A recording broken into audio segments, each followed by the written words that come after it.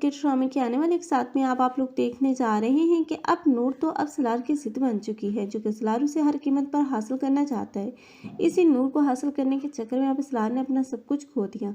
लेकिन जिस नूर को वो अपनी ज़िंदगी से धक्के देकर निकाल रहा था, आज उसी नूर को हासिल करने के लिए इतना ज़्यादा उतावला हो चुका है। लेकिन अब वो रास्ता इख्तियार करेगा जो कि उसे जेब नहीं देता। यहाँ तक कि वो अपने माँ बाप की तरबियत को भी भूल चुका है। जहाँ पर अब अंजुमन बेगम जो कि अपनी भतीजी की साहिबान बन चुकी है, तो वहीं पर दूसरी तरफ जुल्फ़कार शाह की ज़िंदगी से निकालने के लिए इफ्तिखार शाह जो कि हर मुमकिन कोशिश कर रहा है इस नूर को, क्योंकि वो अपना मकसद हासिल करना चाहता है, जिससे अपनी खुशियाँ ही चाहिए। अपने बच्चे की खुशी से तो उसे कोई गर्ज है नहीं, क्योंकि पहले उसने अब हूर को रास्ते से हटाया और अब नूर को हटाना चाहता है। इसलिए अब वो इस सलार के साथ मिल जाएगा और सलार को अब वो का किडनैप करने का बोलेगा और सलार वैसा ही करेगा, क्योंकि सलार को तो नूर चाहिए। और ऐसे में अब सलार और दूसरी तरफ इफ्तिखार शाह, इन दोनों के अब इरादे तो कामयाब हो जाएंगे, लेकिन अब ये अपने इरादों में कामयाब होकर भी नाकाम ही रहेंगे, क्योंकि अब जुल्फ़कार शाह को पता चल जाएगा कि हूर का कातिल भी उसका बाप है।